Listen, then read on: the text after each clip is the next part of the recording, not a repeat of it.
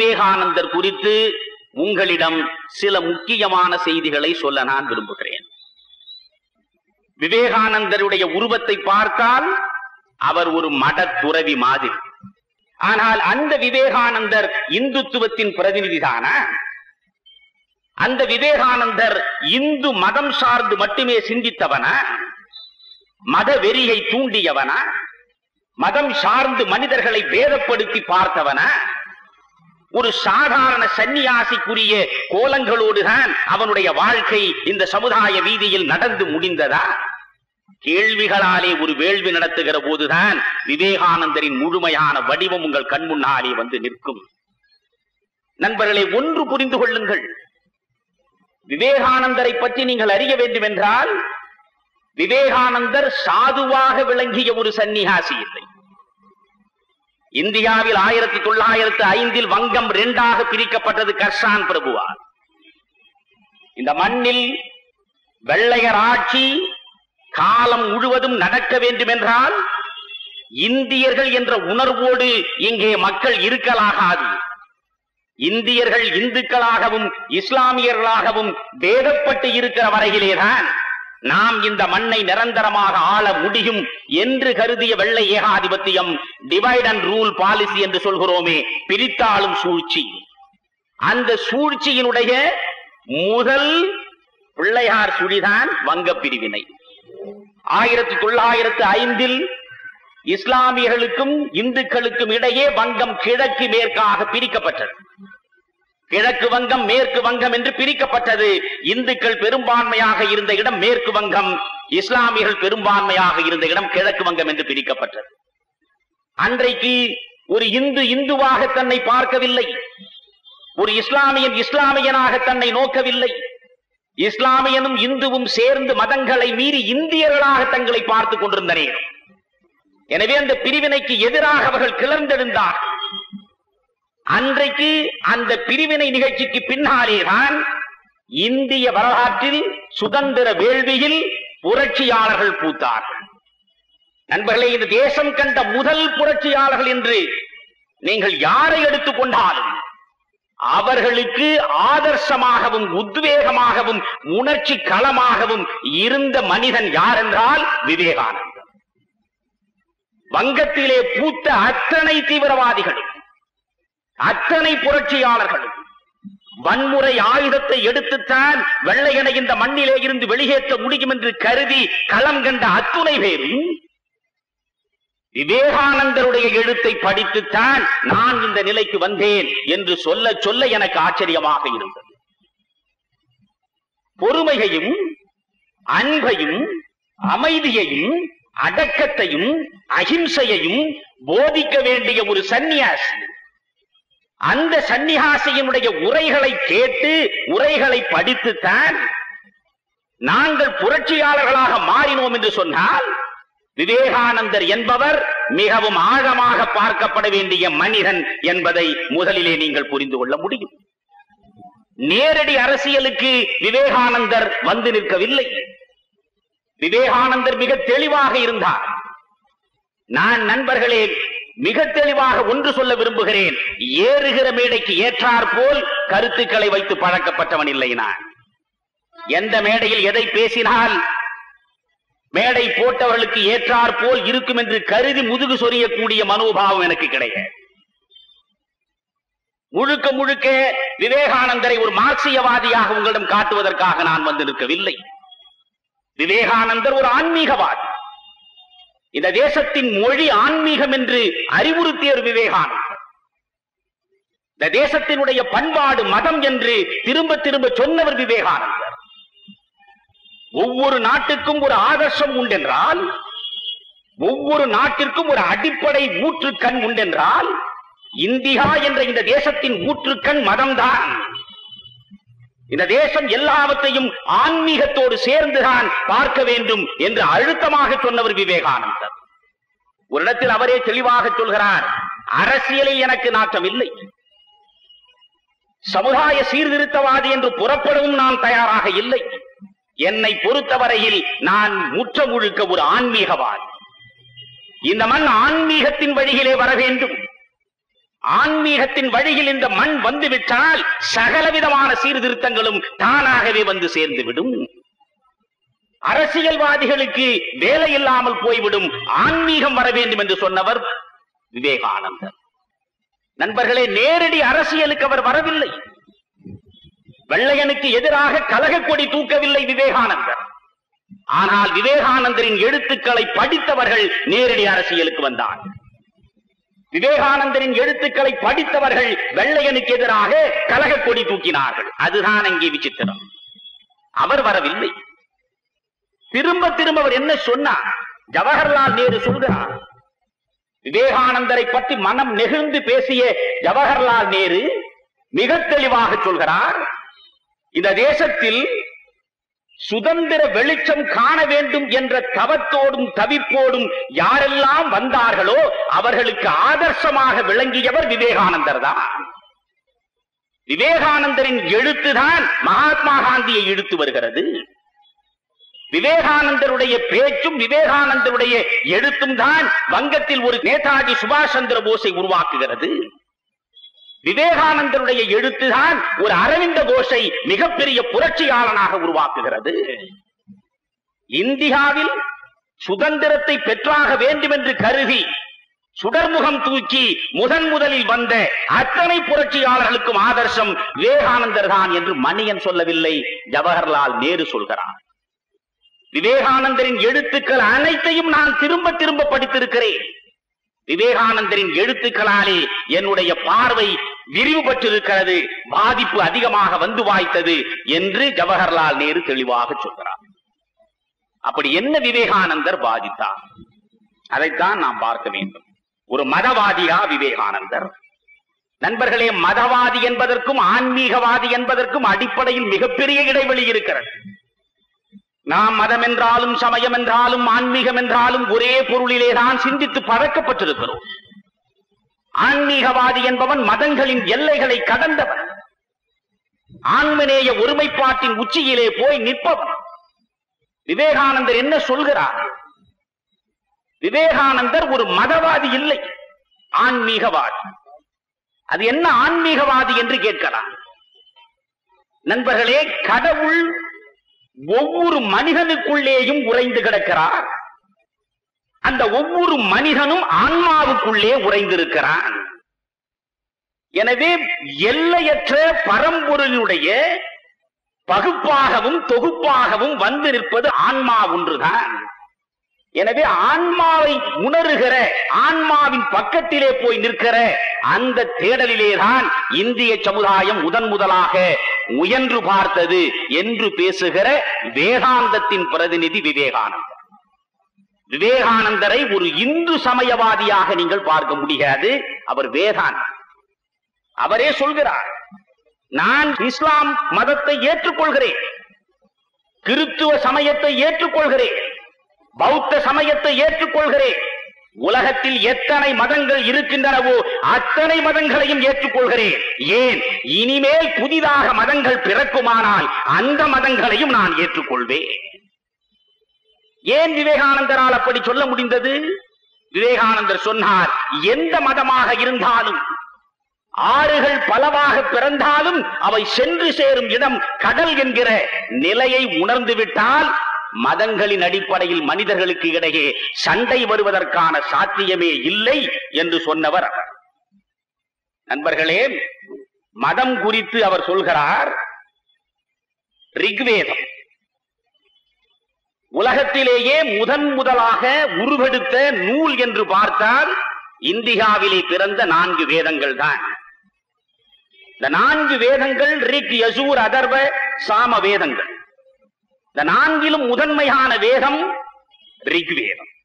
இந்த ரிக்வேதத்தில் வருகிற ஒரு வரியை எடுத்துக் கொள்கிறார் விவேகானந்தர். இந்த ஒரு வரியை வைத்துக் கொண்டு அவர் பேசுகிறார். நான் அதை அப்படியே உங்களிடம் கொண்டு வந்து சேர்க்கிறேன். ஏனென்றால் மனிதன் கற்பனையிலே கயிறு திரிப்பதாக எந்த மதவாதியும் மறந்தும் நினைத்து விடலாகாது என்பதற்காக சான்றுகளோடு பேசுகிறேன். இந்த ஒன்று போதும் விவேகானந்தர் யார் என்று தெளிவாக நீங்கள் புரிந்து கொள்வதற்கு.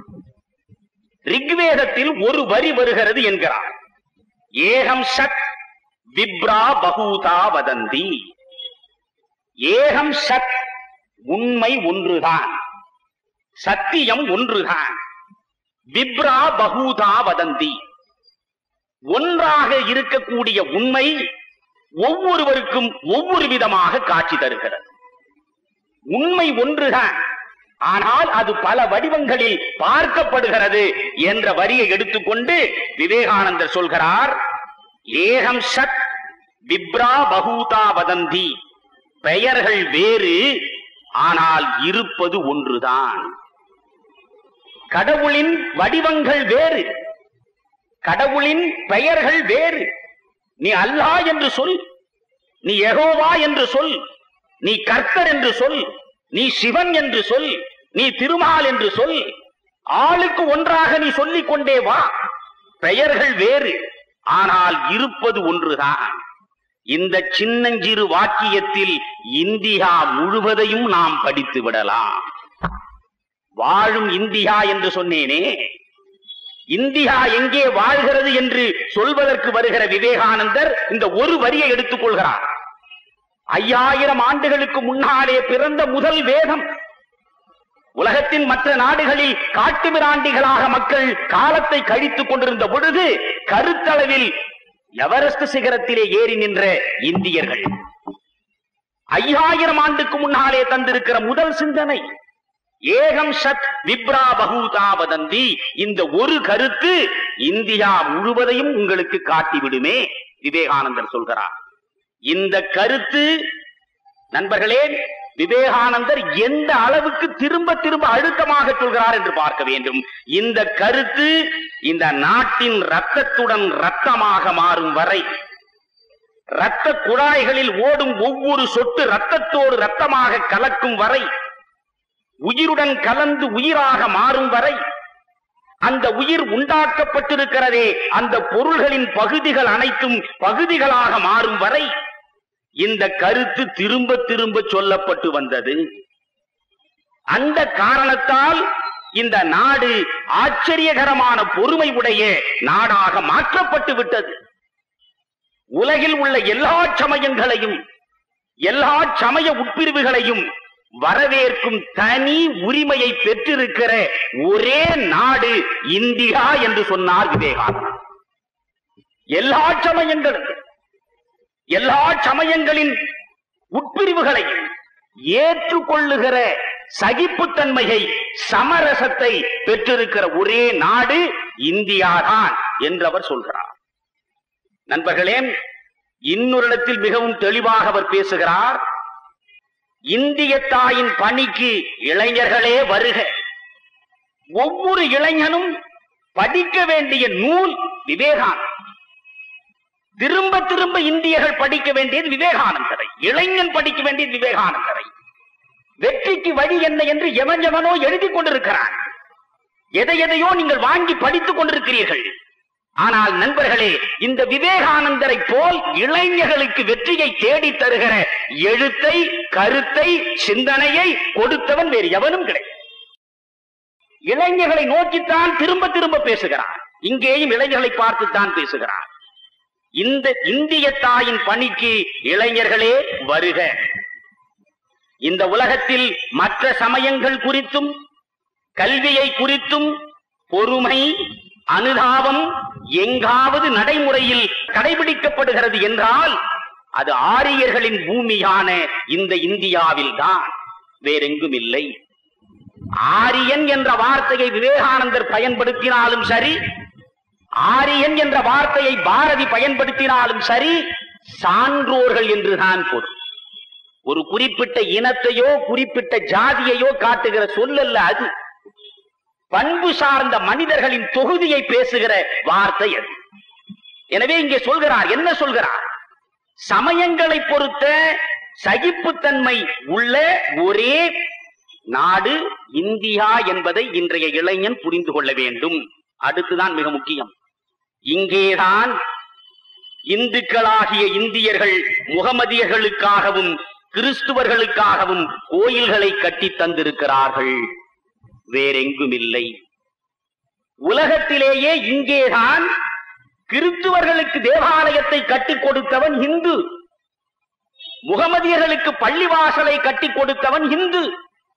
பிற சமயங்களை சார்ந்தவர்களை வரவழைத்து அவர்களுடைய வணங்குகிற கடவுளுக்கு கோவில் கட்டி கொடுக்கிற உள்ளம் இந்துவுக்கு மட்டும்தான் இருந்தது என்று சொல்லிவிட்டு அடுத்து போகிறார். நீங்கள் வெளிநாடுகளுக்கு சென்று அங்கு மக்களிடம் உங்களுக்காக ஒரு கோயிலை கட்டித்தரும்படி கேளுங்கள், அப்போது அவர்கள் எப்படி உதவி செய்கிறார்கள் என்பதை பார்ப்பீர்கள். வேறு நாடுகளுக்கு சென்று நாங்கள் இந்துக்களாக இருக்கிற எங்களுக்கு ஒரு இந்து கோவில் வேண்டும், நீங்கள் அதை கட்டி கொடுங்கள் என்று சொன்னால் எவனும் கட்டி கொடுக்க மாட்டான். ஆனால் நம்முடைய நாட்டில் மற்ற மதங்களை சார்ந்தவர்கள் வந்து வாழ்ந்தால் அவர்கள் கேட்காமலேயே அவர்களுக்காக மசூதியை, மாதா கோவிலை, தேவாலயத்தை கட்டி கொடுக்கிற உள்ளம் இந்துக்களுக்கு இருக்கிறது. சொல்லிவிட்டு அடுத்து சொல்கிறார், உங்களுக்காக கோயில் கட்டி தருவதை விட வேறு நாடுகளில் இந்துக்கள் போய் உட்கார்ந்து கொண்டு எங்களுக்கு ஒரு கோயில் கட்டி கொடுங்கள் என்று கேட்டால் கட்டி கொடுக்க மாட்டார்கள் என்பதோடு விவேகானந்தர் நிறுத்தவில்லை. ஒருபடி மேலே போய் சொல்கிறார், உங்களுக்காக கோயில் கட்டி தருவதை விட உங்கள் கோயில்களை இடிப்பதிலும், முடிந்தால் உங்களையே இடித்து தூளாக்குவதிலும் அவர்கள் முயல்வார்கள். உலகத்தின் மற்ற பகுதிகளில் சென்று இந்துக்களுக்கு கோவில் வேண்டும் என்றால் கோவில் கட்டி தரமாட்டான், அதற்கு மாறாக கட்டப்பட்டிருக்கிற கோவிலை இடித்து தரைமட்டமாக்குவான். இது உலகத்தின் மற்ற பகுதிகளிலே இருக்கக்கூடிய சமய காழ்ப்பு. ஆனால் இந்தியாவில் இஸ்லாமியனுக்கு கோவில் கட்டி தருகிற உள்ளம், கிறிஸ்துவனுக்கு தேவாலயம் கட்டி தருகிற உள்ளம் இந்துக்களுக்கு மட்டும்தான் உண்டு என்று சொன்னாரே, அந்த இந்துக்களாலே இடிக்கப்பட்டதுதான் பாபர் மசூதி. அந்த இந்துக்களாலே தாக்கி தரைமட்டமாக்கப்பட்டதுதான் பாபர் மசூதி. இந்த மண்ணில் காலம் காலமாக இருக்கக்கூடிய பாரம்பரிய பண்புகள் பழுதுபடாமல் பாதுகாக்கப்பட வேண்டும் என்று வேள்வி நடத்த வேண்டும் என்று ஆசைப்படுகிறேன். எனவே விவேகானந்தரை சிந்திக்க வேண்டும். விவேகானந்தர் இந்தியாவை பார்க்கிறார், 5000 ஆண்டு காலத்திற்கு முன்பிருந்து அவர் வாழுகிறவரை பார்க்கிறார். ஏகம் சத் விப்ரா பகூதா வதந்தி என்பதுதான் இந்த மண்ணின் சமயத்தின் சாரம் என்று கருதுகிறார். சங்ககாலம் தொட்டு இன்று வரை எத்தனையோ புலவர்கள் எத்தனையோ படைப்புகளை இந்த மண்ணில் 2000 ஆண்டுகளாக பாரதி வாழ்ந்த காலத்தில் தந்துவிட்டு போயிருக்கிறார். ஆனால் பாரதி என்ன சொல்கிறார்? உலகத்தில் எந்த சாதிக்கும் சாவு வந்து சேரலாம், ஆனால் தமிழ சாதிக்கு சாவே கிடையாது என்றான். சொல்லிவிட்டு போவது மட்டும் பாரதியினுடைய வேலை இல்லை. ஒன்று சொன்னால் அதை எதற்காக சொல்கிறோம் என்பதற்கான காரணத்தையும் சொல்வான். உலகத்தில் உள்ள மனித சாதிகளில் எல்லா சாதிகளுக்கும் சாவு வந்து சேரலாம், ஆனால் தமிழ சாதிக்கு சாவே கிடையாது. ஏன் சொன்னான்? அதற்கு காரணம் சொல்கிறான். சிலப்பதிகார செய்யுளை கருதியும் திருக்குறள் உறுதியும் தெளிவும் விரிவும் ஆழமும் அழகும் கருதியும் எல்லை ஒன்றின்மை எனும் பொருளகனை கம்பன் குறிகளால் காட்டிட முயலும் முயற்சியை கருதியும் தமிழச் சாதி அமரத்தன்மை வாய்ந்தது என்று நான் உறுதி பூண்டிருந்தேன். உலகத்தில் எல்லா சாதிகளுக்கும் சாவு வரும், தமிழச் சாதிக்கு சாவு வராது. ஏன் தெரியுமா? இங்கேதான், இந்த தமிழ் மண்ணிலேதான் சேரன் தம்பி இளங்கோ இசைத்த சிலப்பதிகாரம் இருக்கிறது. இந்த மண்ணிலேதான் உலக பொதுமறையாக உயர்ந்திருக்கக்கூடிய வள்ளுவன் தந்த திருக்குறள் வாழ்கிறது. இந்த மண்ணிலேதான் கம்பன் குறிகளால் காட்டிட முயலும் முயற்சி என்கிறான். கடவுளை அப்படியே கம்பன் கொண்டு வந்து காட்டிவிட்டான், அதனால் கம்பனை போற்றுகிறேன் என்று பாரதி சொல்லவில்லை. பாரதிக்கு தெளிவு இருக்கிறது. கடவுளை எவனும் முழுமையாக கொண்டு வந்து இவன்தான் கடவுள் என்று காட்டிவிட முடியாது. கடவுள் என்பது அனுபவத்தின் மூலமாக உணர வேண்டிய ஒரு அனுபூதி. அது பேசி தெரிவதல்ல, அது பார்த்து அறிவதல்ல, அது உணர வேண்டியது. அது உள்ளுக்குள்ளே உணர வேண்டிய அனுபூதியினுடைய வெளிப்பாடு. எனவே அந்த கடவுளை அங்கும் இங்குமாய் குறிகளாலே காட்டுகிற முயற்சியை கம்பன் ஏற்று நடத்தினான். அதனால் பாரதி சொன்னான், இங்கே தானடா சிலப்பதிகாரம் இருக்கிறது, இங்கே தானடா வள்ளுவம் வாழ்கிறது, இங்கே தானடா கம்ப ராமாயணம் இருக்கிறது. இந்த மூன்றும் இருக்கிற வரையில் தமிழச் சாதிக்கு சாவு கிடையாது என்றான். புரிந்து கொள்ள வேண்டும், நீங்கள் சிந்திக்க வேண்டும். அங்கே அனிசை காவியம் 1000 கற்கினும் ஆழ்ந்திருக்கும் கவி உளம் காண்கிறார் என்று பாரதியே ஒரு இடத்தில் வருத்தப்படுவார். படிக்கிறோம் நான். ஒரு கவிஞன் எதற்காக இந்த படைப்பை கொடுத்தான் என்ற அடிப்படையை அறிவதற்கான ஆர்வ துடிப்பு இருக்கிறதா என்றால் கிடையாது. இங்கே ஏன் அவன் கம்பனை எடுத்துக் கொள்கிறான், ஏன் வள்ளுவனை எடுத்துக் கொள்கிறான், ஏன் இளங்கோவை எடுத்துக் கொள்கிறான்? ஒரு இடத்தில் பார்த்தால் சேரன் தம்பி சிலம்பை இசைத்ததும் என்று பேசுகிறான், நெஞ்சை அள்ளும் சிலப்பதிகாரம் என்று தன்னை மறந்து புகழ்கிறான். இன்னொருடத்தில் பார்த்தால் கம்பன் என்றொரு மானுடன் வாழ்ந்ததும் என்று பாடுகிறான்.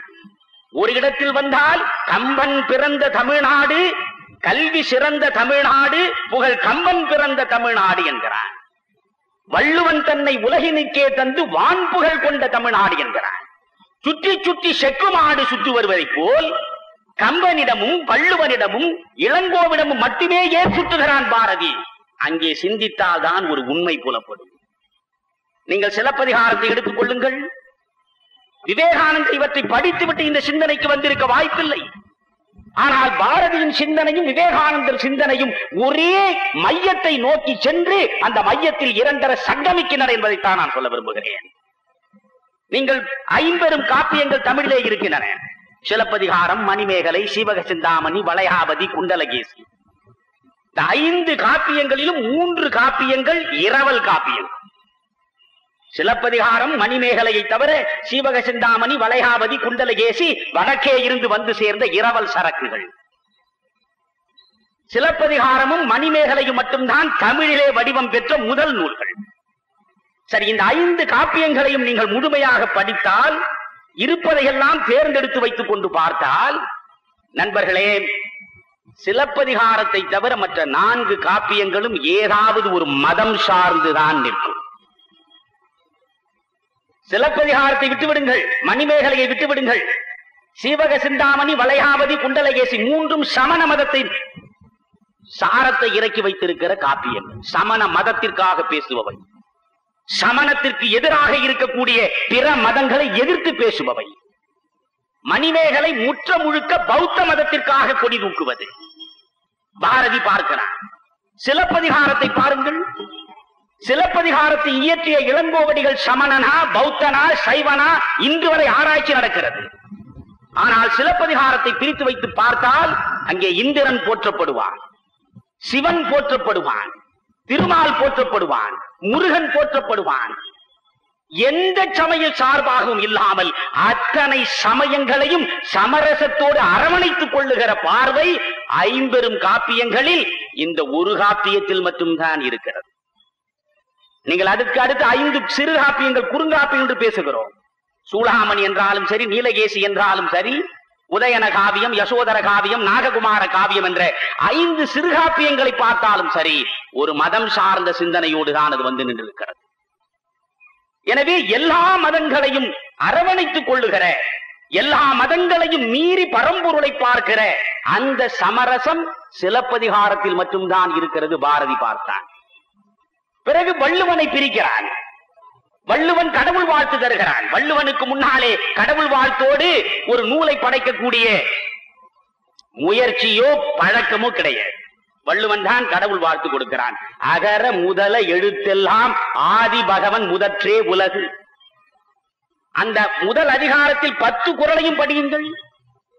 மலர்மிசை ஏகினான் என்ற ஒரு சொற்றொடரை வைத்துக் கொண்டு அவன் சமண மதத்தை சார்ந்தவன் என்று ஒரு பக்கமும், அவன் பௌத்த மதத்தை சார்ந்தவன் என்று இன்னொரு பக்கமும், அவன் வைணவத்தை சார்ந்தவன் என்று ஒரு பக்கமும், இன்று வரை தமிழறிந்த அறிஞர்கள் எல்லாம் போட்டி போட்டு கருத்துக்களை வழங்கிக் கொண்டிருக்கிறார்களே தவிர வள்ளுவன் எந்த ஒரு குறிப்பிட்ட கடவுளை சொன்னான் என்று சொல்ல முடியாது. எல்லா சமயங்களையும் மீறிய சிந்தனையை வள்ளுவன் கொடுக்கிறான். பாரதி அதை சிக்கன பிடித்துக் கொள்கிறான். கம்பனை பார்க்கிறான். கம்பன் வைணவன் என்று ஏற்றுக்கொள்வதில் நமக்கொன்று மாற்று கருத்து இருக்க வேண்டிய அவசியம் இல்லை. அவன் வைணவன் தான். வைணவனாக இருந்த கம்பன் ராமகாவியத்தை கொடுக்கிறான். அந்த ராமகாவியத்தில் சிவன் கேவலப்படுத்தப்படவில்லை. பிற சமயங்களை சார்ந்த கடவுள்களை இழித்தும் பழித்தும் கம்பன் ஒரு இடத்திலும் பேசவில்லை. கம்பன் கடவுள் வாழ்த்து கொடுக்கிறான். அது வள்ளுவனுடைய பாதிப்பவனுக்கு. உலகம் யாவையும் தாம் உள ஆக்கலும் நிலை பெறுத்தலும் நீக்கலும் நீங்களா அழகிலா விளையாட்டு உடையார் அவர் தலைவர் அன்னவர்க்கே சரண் நாங்களே. யார் கடவுள்? சிவனை சொன்னானா? திருமாலை சொன்னானா? எவனை சொன்னான்? அவன் ஒரு மூல முழுமுதற் பரம்பொருளை மட்டுமே காட்டுகிற முயற்சி பாரதி பார்த்தான். எனவே பரம்பொருளை மட்டுமே காட்டுகிற முயற்சி, மதங்களின் சார்பாக ஒரு இடத்திலே போய் நின்று கொண்டு பிற மதங்களை எதிர்த்து பேசுகிற எண்ணம் இல்லாதவன் இளங்கோவடிகளாக இருந்திருக்கிறான், வள்ளுவனாக வளர்ந்திருக்கிறான், கம்பனாக கனிந்திருக்கிறான் என்று புரிந்துதான் பாரதி இந்த 3 பேருடைய படைப்புகளும் இருக்கிற வரையில் உலகத்தில் தமிழை சாதிக்கு சாவு கிடையாது என்றார். இது விவேகானந்தருடைய பாதிப்பு. விவேகானந்தர் மதத்திற்கு எதிரி அல்ல. ஆனால் விவேகானந்தர் எந்த மதத்தை சொல்கிறார்? நண்பர்களே, ஒரு முறை பாஞ்சால தேசத்திலே இருந்து கல்கத்தா நோக்கி விவேகானந்தரை பார்ப்பதற்கு வந்தார். நீண்ட நெடிய நேரம் அந்த பாஞ்சால தேசத்திலே இருந்து வந்தவர்கள் விவேகானந்தரோடு பேசிக் கொண்டிருந்தார்கள். பாரமார்த்திக வைதீக சம்பந்தப்பட்ட செய்திகளை எல்லாம், வேதங்களினுடைய ரகசியங்களை எல்லாம், கீதையினுடைய உட்பொருளை எல்லாம் விளக்குவார் என்ற நோக்கத்தோடு பாஞ்சால தேசத்திலே இருந்து வந்திருக்கிறார். இந்தியாவின் மேற்கே இருந்து கிழக்கு நோக்கி வந்திருக்கிறார். நீண்ட நேரம் பேசினார். பேசிய நீண்ட நேரமும் விவேகானந்தர் அந்த பாஞ்சால தேசத்திலே இருக்கிற பாமர மக்கள் படுகிற அவஸ்தையை, அவலத்தை, துயரத்தை திரும்ப திரும்ப பேசிக் கொண்டிருக்கிறார். ஏழைக்கு சோறு கிடைக்காத சோகத்தை பேசுகிறார். திரும்ப திரும்ப இதையே பேசி பொழுது போன பிறகு அந்த பாஞ்சால தேசத்திலே இருந்து வந்தவர்கள் விடை பெற்றுக் கொள்வதற்கு எழுந்தார். எழுந்தவர்கள் சொன்னார்கள், ஐயா, ஆன்மீகம் சம்பந்தப்பட்ட, மதம் சம்பந்தப்பட்ட பல்வேறு அரிய செய்திகளை உங்களிடம் அறிந்து கொள்ளலாம் என்கிற நோக்கத்தோடுதான் நாங்கள் இங்கே வந்தோம். ஆனால் நீங்கள் அது குறித்து ஒன்றும் பேசாமல் வெறும் பாமரர்களின் துயரம் குறித்து மட்டுமே பேசிவிட்டு எங்களை அனுப்புகிறீர்களே என்றார்கள். விவேகானந்தர் கொஞ்சம் கோபமாகவே சொன்னார், கடைசி மனிதனுக்கும் கஞ்சியாவது கிடைக்க வேண்டும் என்று கருதுகிற சிந்தனை எதுவோ அதுதான் என் மதம். அந்த சிந்தனை இல்லாமல் போனால் அந்த மதம் எனக்கு தேவையில்லை என்று சொன்னார். அந்த மதம் பொய் மதம் என்றார். அந்த மதம் போலி மதம் என்றார். கடைசி மனிதனுக்கும் கஞ்சி கிடைக்க வேண்டுமடா, கடைசி மனிதனுக்கும் கஞ்சி கிடைக்க வேண்டும் என்று சிந்திக்க வேண்டும். அந்த சிந்தனையின் அடிப்படையில் ஆன்மீகம் பிறக்க வேண்டும். ஆன்மீகம் என்றால் என்ன?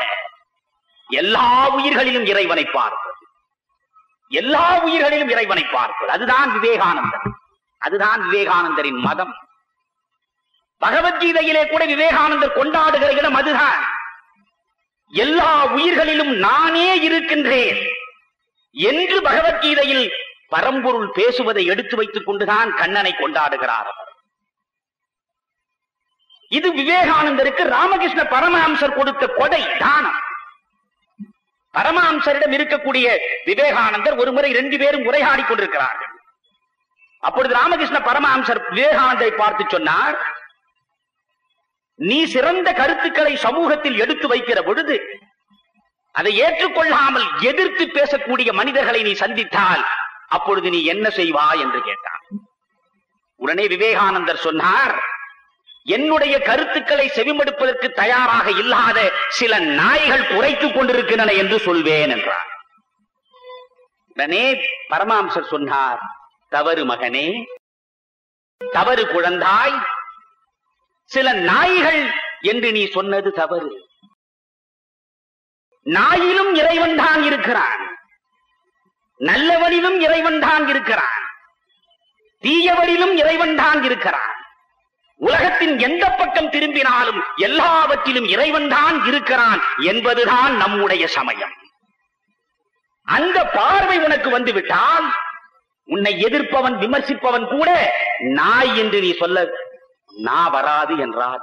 அதுதான் பாரதிக்கும் அந்த பாதிப்பு. அதனால்தான் பாரதி பேசுகிறான், தின்ன வரும் புலி தன்னையும் சிந்தையில் அன்போடு பார்த்திடுவா என்றார்.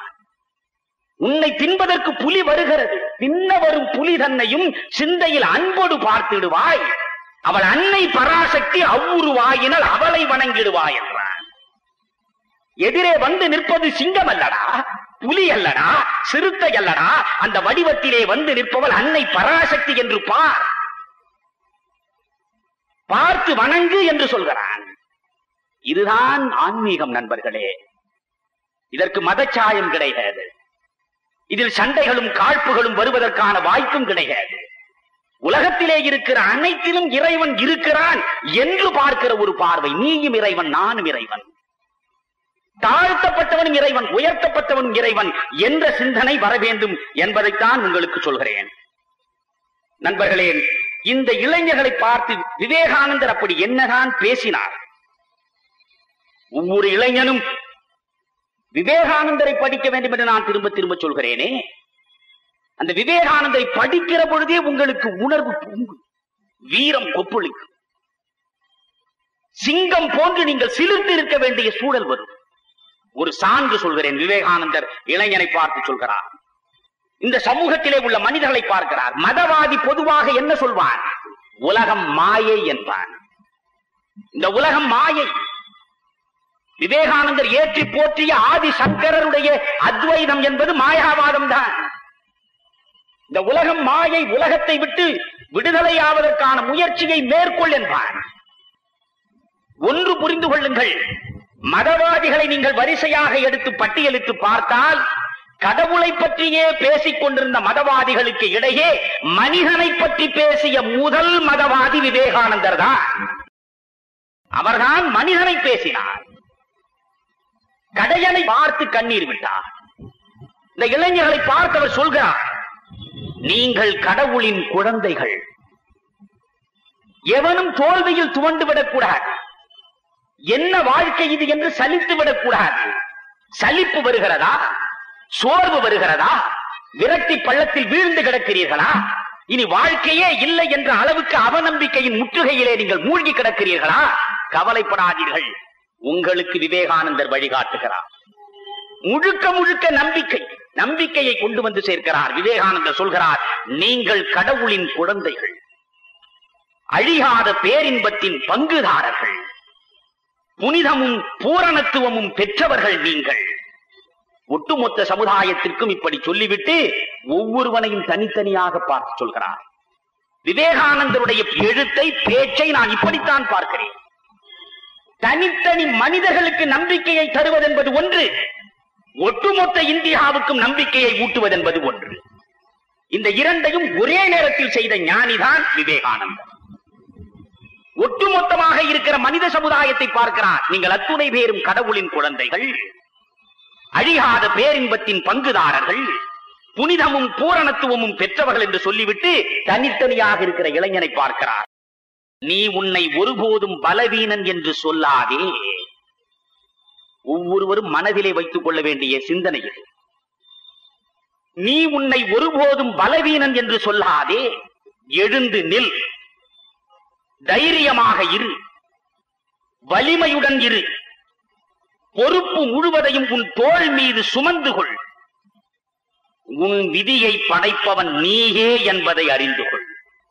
இது சாமியாருடைய வார்த்தையாக உங்களுக்கு வருகிறதா? விதி பற்றி பேசுகிற சாமியார்களுக்கு இடையே விவேகானந்தர் என்ன சொல்கிறார்? உன் விதியை படைப்பவன் நீதான். எழுந்து நில், வலிமையை பெறு, விழித்துக்கொள் என்றார். எழுமின், விழுமின், awake, arise, stop not till your goal is reached. எழு, விழி, விழி, முதலில் விழித்தெடு. விழித்த பிறகு வேகமாக எழு. எழுந்த பிறகு எது உன்னுடைய லட்சியமோ, எது உன்னுடைய எல்லையோ, அந்த எல்லை கோட்டை அடைகிற வரையில் இடையறாமல் போராடு என்று தூண்டுகிற உள்ளம் விவேகானந்தருக்கு இருந்தது. விவேகானந்தர் தாழ்த்தப்பட்டவனுக்கு அவனளவுக்கு கண்ணீர் விட்டவன் எவனும் கிடையாது. நண்பர்களே, பாரதிக்கு விவேகானந்தர் ஆதர்சம் என்பதற்கு இவையெல்லாம் சான்றுகள். தாழ்த்தப்பட்டவனுக்காக, ஒடுக்கப்பட்டவனுக்காக, சனாதன தர்மத்தின் கால்களிலே அழுத்தப்பட்டவனுக்காக குரல் கொடுத்த, கண்ணீர் விட்ட, தீர்வு காண முயன்ற முதல் ஞானி விவேகானந்தர். ஒரு இடத்தில் சொல்கிறார், எல்லா உயிர்களையும் உன்னை போலவே கருது. யாருக்கு சொல்கிறார்? பிராமணர்களுக்கு சொல்கிறார். இந்த நாட்டில் பிடித்த சனியன் புரோகித தொழில் என்று தைரியமாக சொன்ன மனிதன் விவேகானந்தர். இந்த நாட்டில் பிடித்த சனியன் புரோகித தொழில். நீங்கள் இன்னொன்று தெளிவாக புரிந்து கொள்ள வேண்டும். இந்த நாட்டின் சாபக்கேடுகள் 2 என்று சொன்னார். இந்த நாடு தாழ்ந்து கிடப்பதற்கு காரணங்கள் 2 என்று சொன்னார். இந்த நாட்டின் லட்சியங்கள் 2 என்று சொன்னார். இந்த 3ஐயும் நீங்கள் மனதிலே வைத்துக் கொண்டால் விவேகானந்தர் காண விரும்பிய இந்திய சமுதாயம், விவேகானந்தர் காண விரும்பிய இந்திய வாழ்க்கை முழுவதுமாக உங்களுக்கு சேர்ந்து. நண்பர்களே, இந்த நாட்டை பிடித்த 2 சாபங்கள் என்ன? விவேகானந்தர் சொல்கிறார், ஒன்று பலவீனம். நம்மால் இதை சாதிக்க முடியும் என்ற நம்பிக்கை இல்லாமல் விழுந்து கிடக்கிற சமுதாயத்தின் பலவீனம். ஒன்று பலவீனம், இன்னொன்று ஈரமற்ற இதயத்தில் உருவாகக்கூடிய பகைமை உணர்வு. பொறாமையிலேயே இவன் அழிகிறான். இந்திய சமுதாயம் விழுந்து கிடப்பது எதனால் என்றால், இன்னொருவன் வளர்ச்சியை காண சகியாத உள்ளம் இவனுக்கு இருக்கிறது. பொறாமையில் அழிகிறான். எனவே 2 மிக முக்கியமான சாபக்கேடுகள் இந்தியாவின் வீழ்ச்சிக்கு காரணம். இந்தியாவின் சாபக்கேடுகள் 2 என்ன? ஒன்று ஒவ்வொருவனையும் பற்றி இருக்கிற பலவீனம், இன்னொன்று இருதயம், ஈரமற்ற இருதயம். ஈரம் இருந்தால் இருதயத்தில் சாதி வராது. ஈரம் இருந்தால் இருதயத்தில் மதம் வராது. ஈரம் இருந்தால் இருதயத்தில் வேகம் வராது, பிளவு வராது, பூசல் வராது, சண்டை வராது. ஈரம் இல்லையே. ஈரமற்ற இருதயம் தானே, ஈரமற்ற இருதயத்தில் உருவாகக்கூடிய பகைமை தானே. எனவே ஈரமற்ற இருதயம் இந்த மண்ணுக்கு எதிரான சாபம். விவேகானந்தர் சொல்கிறார், அவநம்பிக்கைகளிலேயே விழுந்து கிடக்கிற பலவீனம் இந்த மண்ணுக்கு உரித்தான சாபம். விவேகானந்தர் சொல்கிறார். சரி, இந்த மண் வளராமல் விழுந்து கிடக்கிறதே, அதற்கு என்ன முட்டுக்கட்டைகள்? அதையும் விவேகானந்தர் சிந்தித்தார். இந்த மண்ணில் வளர்ச்சி நோக்கி நடப்பதற்கு பதிலாக விழுந்து கிடப்பதற்கு சில முட்டுக்கட்டைகள் உருவாக்கப்பட்டிருக்கின்றனவே, என்ன என்று பார்க்கிற பொழுது அங்கேயும் 2 தான் விவேகானந்தர் என்ற ஆன்மீக ஞானியின் கண் முன்னாலே வந்து காட்சி தருகின்றன. ஒன்று சொல்கிறார், பெண்ணை காலடியில் போட்டு மிதித்து நசுக்குகிற சமுதாயமாக இந்திய சமுதாயம் இருக்கிறது. பெண்ணுக்கு கல்வி இல்லை, பெண்ணுக்கு அறிவு வளர்ச்சி இல்லை. அவருடைய காலத்தில் சொன்னது. இன்றைக்கு பெண்ணுக்கு கல்வி ஓரளவு கிடைத்திருக்கிறது. ஆனாலும் ஆணாதிக்கம் இன்னமும் பெண்ணை கால்களிலே போட்டுத்தான் மிதித்துக் கொண்டிருக்கிறது. தன்னை மீறி ஒரு பெண்ணை வளரவிட்டு வேடிக்கை பார்க்கிற உள்ளம் எந்த ஆணுக்கும் இன்று வரை கிடையாது. எனவே பெண்ணை காலடியில் போட்டு மிதிக்கிற மனோபாவம் இந்தியர்களுக்கு இயல்பாகவே இருக்கிறது. ஒன்று. இன்னொன்று, ஜாதியின் பெயரால் தாழ்த்தப்பட்ட மனிதர்களை நசுக்குகிற நச்சு உள்ளம் இருக்கிறதே, அது இருக்கிற வரை இந்த இந்தியாவுக்கு வாழ்வு கிடையாது என்று உரத்த குரலில் ஓங்கி பிரகடனம் செய்தவன் விவேகானந்தர். 2 கூடாது என்றான். சரி, இந்த இந்தியாவுக்கென்று ஒவ்வொரு மண்ணுக்கும் ஒரு ஆதர்சம் உண்டென்றால், ஒவ்வொரு மண்ணுக்கும் ஒரு பண்பாட்டு நதி பிரவாகமாக பெருக்கெடுத்து ஓடும் என்றால், இந்திய மண்ணுக்கு எது பண்பாட்டு பிரவாகம்? அதையும் விவேகானந்தர் அழகாக சொன்னார். இந்தியா உலகத்தின் மிகச்சிறந்த ஆன்மீக தவமியற்றும் நாடாக என்றைக்கும் தலை நிமிர்ந்து நிற்க வேண்டும் என்றால் 5000 ஆண்டுகளுக்கு மேலாக இருக்கிற 2 செய்திகளை திரும்ப திரும்ப சிந்திக்க வேண்டும். வேதகாலம் தொட்டு இன்று வரை ஒவ்வொரு இந்தியனும் ஏற்றுக்கொள்ள வேண்டிய செய்தி 2 என்கிறார் விவேகானந்தர். 2ம் தான் நம்மிடம் இன்று இல்லாமல் போய்விட்டது. ஒன்று தொண்டு, இன்னொன்று துறவு. இந்திய சமுதாயத்தின் அடிநாதமே துறவும் தொண்டும் தான். கொஞ்சம் ஆழமாக யோசியுங்கள். துறவும் தொண்டும் தான். துறவு என்றால் என்ன? மொட்டை அடிப்பதா? துறவு என்றால் என்ன? காவி உடை உடுப்பதா? துறவு என்றால் என்ன? காட்டிலே போய் சஞ்சரிப்பதா? துறவு என்றால் என்ன? கண்களை மூடிக்கொண்டு தவம் இருப்பதா? இல்லை. இவற்றையெல்லாம் துறவு என்று விவேகானந்தரே ஏற்கவில்லை. துறவு என்றால் என்ன? சுயநலத்தை துறப்பு. எல்லாம் எனக்கு, எல்லாம் எனக்கு என்று கருதுகிற அந்த சுயநலத்தை உள்ளத்திலிருந்து அடியோடு அகற்றி விடுகிற எண்ணம் இருக்கிறதே, அதுதான் உண்மையான துறவு. அந்த துறவு வேண்டும் என்கிறார். எல்லாம் எனது என்று நினைக்கிற உள்ளம் கூடாது. இன்னொரு இடத்தில் அழகாக சொல்கிறார் விவேகானந்தரை, நீங்கள் திரும்ப திரும்ப படிக்க வேண்டும் நண்பர்களே. அவர் சொல்கிறார், ஒழுக்கமின்மை என்பது எது? சுயநலம்தான் ஒழுங்கீனத்தின் முதல் படிக்கட்டு. இன்னொரு இடத்தில் சொல்கிறார், மனிதன் செய்யக்கூடிய பாவங்களிலேயே முதல் பாவம் அவன் சுயநலமாயிருப்பதுதான். சுயநலமாயிருப்பதுதான் முதல் பாவம். நான் அடிக்கடி பல மேடைகளில் இதை பேசிக் கொண்டு வருகிறேன். மனித வாழ்க்கையின் நோக்கம் என்ன? Life is to give, not to take. மனித வாழ்க்கை என்பது கொடுப்பதற்காக, எவனிடமிருந்தும் எடுப்பதற்காக. இந்த தொண்டும் துறவும் என்று சொன்னானே ஒரு சன்னியாசி, இன்றைக்கு இந்தியாவிலே இருக்கிற அரசியல்வாதிகள் அத்துணை பேருக்கும் தொண்டுள்ளமும் துறவு மனப்பான்மையும் இருந்து விட்டால் இந்த மண்ணுலகம் பொன்னுலகமாக மாறிவிடுமே. உண்டா? யோசித்து பாருங்கள். ஒரு நாடாளுமன்ற உறுப்பினராக வர வேண்டும் என்றால் ஒரு கட்சிக்குள் ஒரு 5 இடம் இருக்கிற இந்த கட்சிக்கு கிடைத்திருக்கிறது கூட்டணி என்று வைத்துக் கொள்ளுங்கள். 5 இடத்திற்கு 5000 பேர் போடுகிறானே மனு. தொண்டுக்காகவா? துறவுக்காகவா? ஏன் போடுகிறான்? ஒரு நாடாளுமன்ற உறுப்பினராக வந்துவிட வேண்டும் என்று தவம் இருக்கிறானே, நாயாய் அலைகிறான். நாடாளுமன்றம் போனால் நேற்று வரை தெருக்கோடியில் நின்றவன் கூட 5 ஆண்டு காலம் நாடாளுமன்ற உறுப்பினராக இருந்தால் குறைந்தபட்சம் 1 கோடீஸ்வரனாக விட முடியும். ஏனென்றால் ஒவ்வொரு ஆண்டுக்கும் தொகுதி மேம்பாட்டு நிதி ஒதுக்குகிறார். நரசிம்மராவ் கொடுத்த வரம் அது. தொகுதி மேம்பாட்டு நிதி 2 கோடி ரூபாய், ஒரு ஆண்டுக்கு 2 கோடி. நண்பர்களே, உண்மை பேசுகிறேன். உண்மைகளை மட்டும் பேசுவதனாலேதான் இன்றைக்கும் நான் சிகரங்களுக்கு போகாமல் பள்ளத்திலேயே நிற்கிறேன். அது குறித்து நான் கவலைப்படாதவன், அது குறித்து கிஞ்சித்தும் கவலைப்படாதவன். விவேகானந்தர் தான் ஒரு இடத்தில் சொன்னார், எது இன்பம்? அழகாக சொல்வார், இந்து சமயம் என்பது இன்பத்திற்கு எதிரானது என்று யமனனா சொன்னார். இந்து சமயம் என்பது இன்பத்திற்கு எதிரானது அல்ல. ஆனால் எது இன்பம் என்பதுதான் கேள்வி. எது இன்பம் என்பதுதான் கேள்வி. சிலருக்கு மண்ணை விரிவு செய்து கொண்டே போவது மண் இன்பம். சிலருக்கு விதம் விதமாக பெண்ணை அனுபவிப்பது பெண் இன்பம்.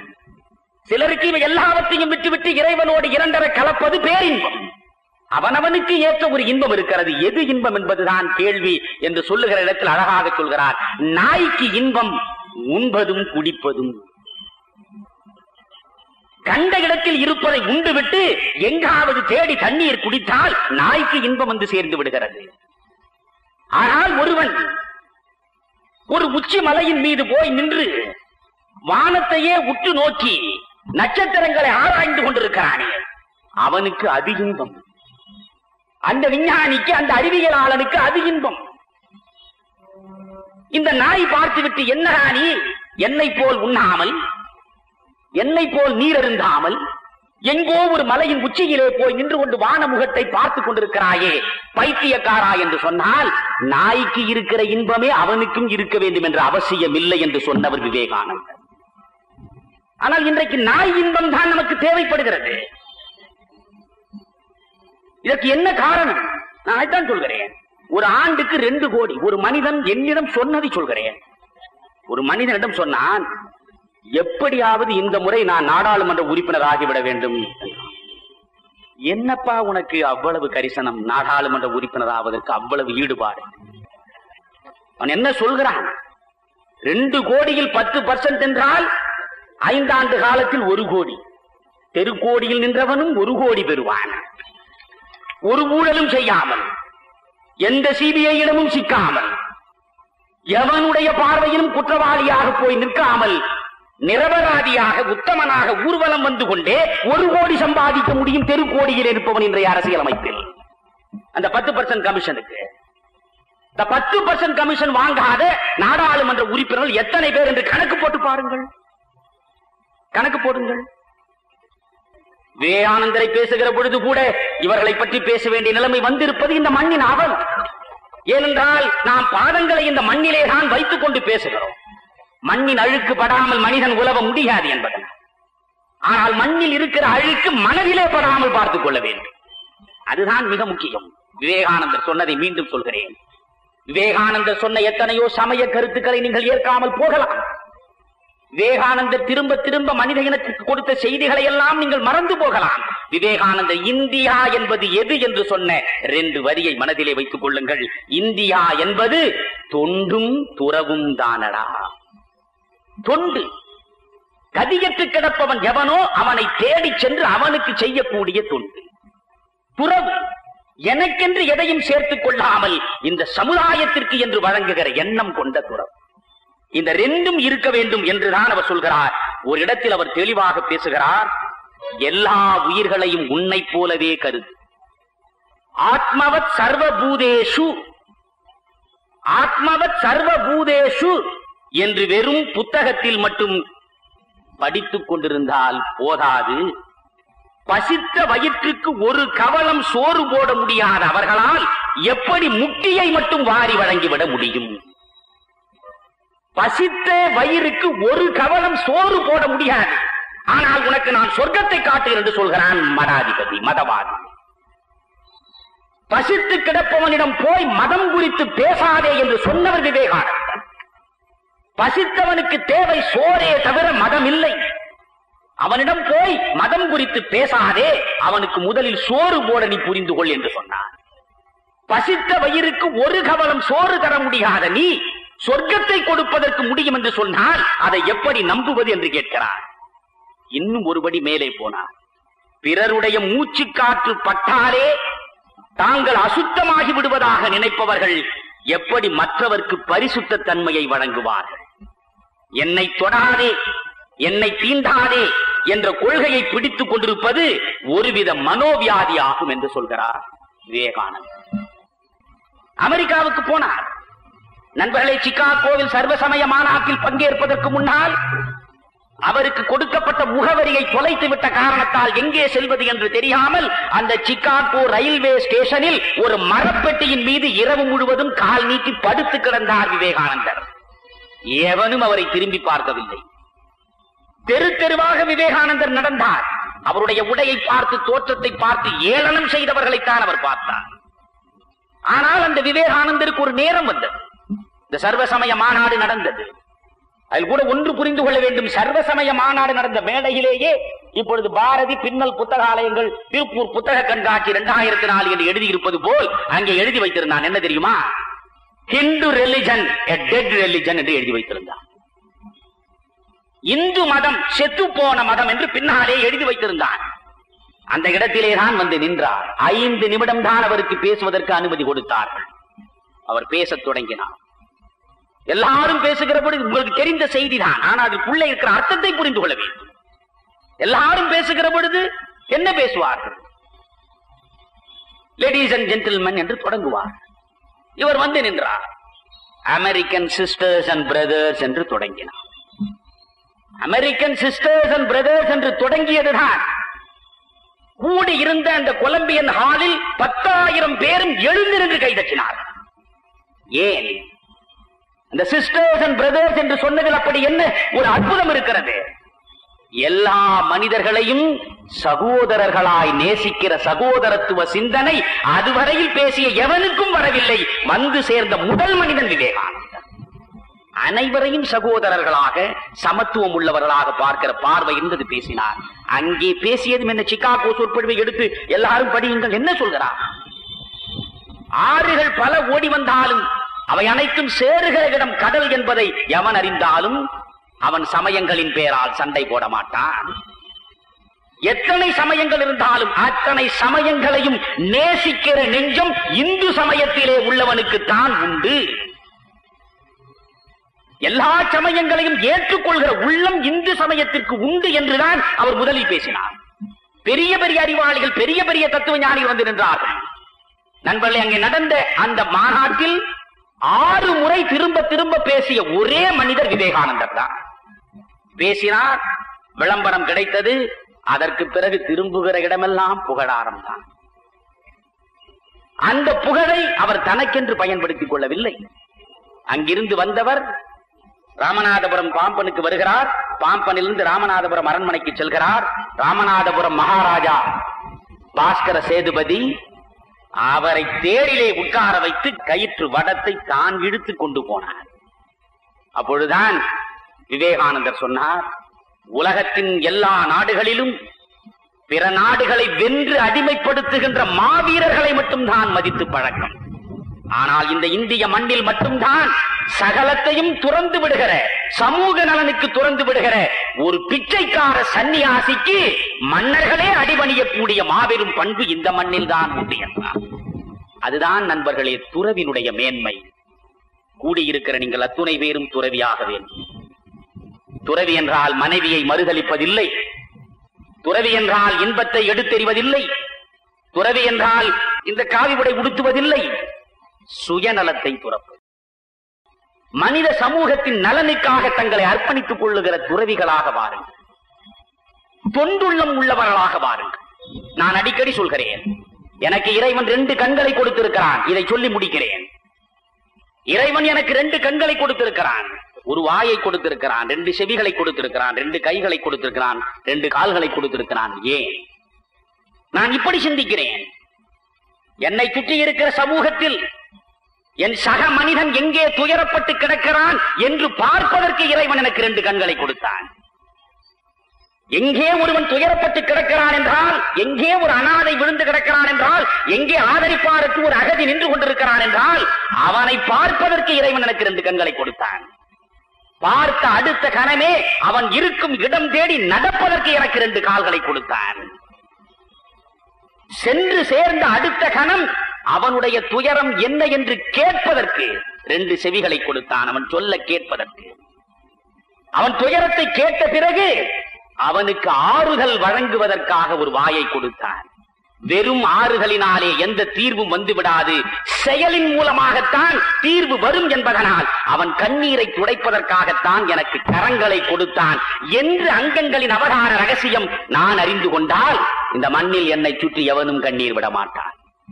நான் இறுதியாக சொல்லி முடிக்கிறேன், தொண்டும் துறவும் தான் இந்திய சமுதாயத்தினுடைய வாழ்க்கை என்று பேசிய விவேகானந்தரை கண்முன்னாலே நிறுத்துங்கள். நண்பர்களே, மிக முக்கியமான ஒரு செய்தியை சொல்கிறேன். ஒரு வரி நண்பர்களே, ஒரு பெரிய புத்தகத்தில் பல்லாயிரக்கணக்கான எழுத்துக்களை படித்து பயன்பெற வேண்டும் என்று இல்லை. ஒரு படைப்பாளி போகிற போக்கில் ஒரு வரியில் சொல்லிவிட்டு போவான்.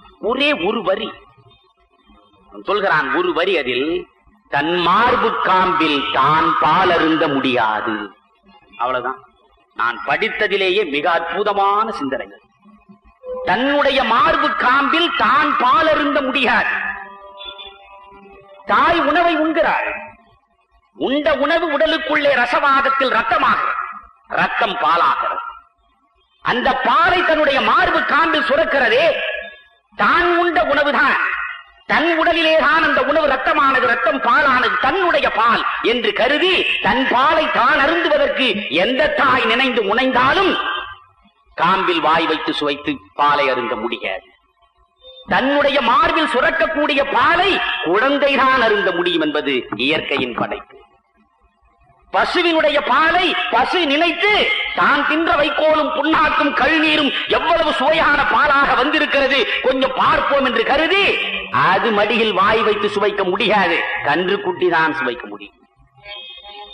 தன் மார்பு காம்பில் தான் பால் அருந்த முடியாது என்பதுதான் இயற்கையின் படைப்பு என்றால், எனக்கு கிடைத்ததெல்லாம் எனக்கு மட்டும்தான் என்று யோசிக்காமல், எனக்கு கிடைத்தது எல்லாம் என் சமூகத்திற்கு என்று யோசிக்கிற எண்ணம் வர வேண்டும். அந்த எண்ணம் வர வேண்டும் என்றால் எல்லா இன்பங்களையும் நான் தான் அனுபவிக்க வேண்டும் என்று நினைக்கிற அந்த மோசமான நுகர்பொருள் கலாச்சார முற்றுகையிலே இருந்து நீங்கள் விடுபட வேண்டும். மீண்டும் சொல்கிறேன், இந்திய சமுதாயமே தொண்டு செய்வதற்கு முயல். இந்திய சமுதாயமே மோசமான சுயநலத்திலிருந்து துறவு பெற்று வெளியே வா என்பதுதான் விவேகானந்தர் இந்த மண்ணுக்கு வழங்கிய வாழ்வியல் சிந்தனைகள் என்று சொல்லி விடைபெறுகிறேன். நன்றி, வணக்கம்.